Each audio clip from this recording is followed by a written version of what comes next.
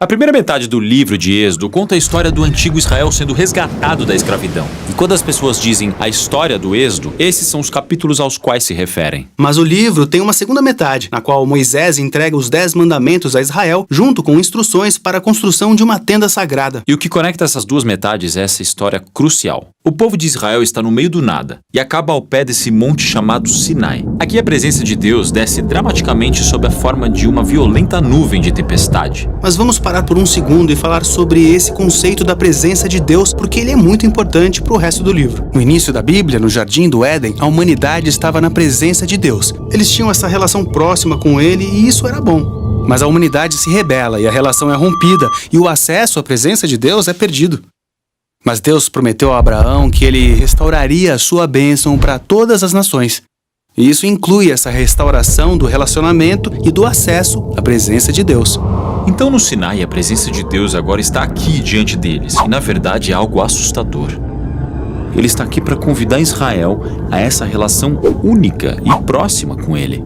E a palavra usada para descrever esse relacionamento é aliança. É como um contrato legal entre Deus e Israel. E é único porque até agora Deus não pediu a Israel que fizesse nada em troca, apenas que confiasse nele. Mas aqui nessa montanha, Deus vai pedir a Israel que faça algo. Muitas coisas, na verdade. Ele dá a eles um conjunto de leis que inclui os 10 mandamentos. E se eles obedecerem a esses mandamentos, eles se tornarão o povo que representará Deus para as nações do mundo. Como um sacerdote faria. Sim, na verdade é isso que Deus os chama a se tornarem, um reino de sacerdotes. Tudo isso está conectado à promessa a Abraão, de que sua família se tornaria uma bênção para as nações. Certo. Mas obedecer essas leis será difícil porque elas são muitas e definem um padrão muito alto.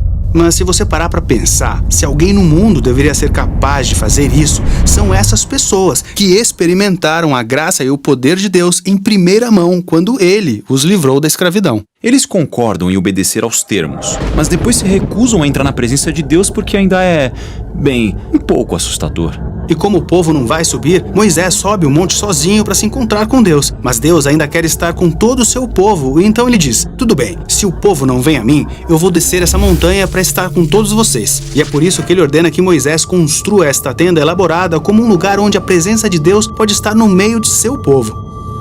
E é por isso que a próxima coisa que vemos são 7 capítulos de plantas arquitetônicas extremamente detalhadas para essa tenda. É muito longo. Mas todos os detalhes são muito importantes e têm algum valor simbólico. Por exemplo, há todas essas imagens do Jardim do Éden dentro da tenda, que servem para lembrar que, quando você está na tenda, você está na presença de Deus. Depois temos outros 6 capítulos descrevendo como eles construíram a tenda, que na verdade só repetem as mesmas plantas, palavra por palavra. Agora vamos voltar um pouco, porque antes que a tenda seja concluída, tem essa história muito importante. Moisés está descendo um monte com os 10 mandamentos e as plantas nas mãos, e ele encontra Israel quebrando os 2 primeiros mandamentos da aliança. Não tenha outros deuses diante de mim, e não adore imagens de ídolos. Certo, então aqui estamos nós. Imediatamente depois de concordar com a aliança, eles estão realizando um ritual e adorando um ídolo. Então Deus diz a Moisés: quer saber? Isso não vai funcionar. Eu deveria simplesmente acabar com essas pessoas e começar de novo do zero com você.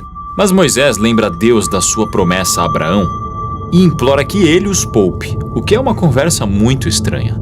Por que Deus precisa ser lembrado de algo? Sim, parece estranho, mas esse diálogo está nos convidando para a experiência de Deus, de luto e de dor devido às ações de Israel. Ele poderia mesmo ir embora. Mas em vez disso, esse Deus escolhe a fidelidade às suas próprias promessas, mesmo sabendo que isso vai lhe custar. Então chegamos ao fim do livro. O tabernáculo é construído, a presença de Deus desce do monte para enchê-lo. E na cena final, Moisés tenta entrar no tabernáculo para estar na presença de Deus. Mas ele não pode, ele não consegue entrar e é assim que o livro termina. Por que ele não pode entrar? Esse era o principal objetivo. Quando Israel adorou o bezerro de ouro, foi como um tapa na cara da fidelidade de Deus. Então Moisés não pôde simplesmente entrar na tenda como se tudo estivesse bem. Ainda há um problema mais sério nesse relacionamento. Será que eles nunca conseguirão resolver os problemas e estar na presença de Deus? Bem, é disso que trata o próximo livro, Levítico. Nossa missão no Bible Project é ajudar as pessoas a experimentar a Bíblia como uma história unificada que leva a Jesus. Tudo que produzimos é gratuito, graças a pessoas generosas que se encontram ao redor do mundo, assim como você.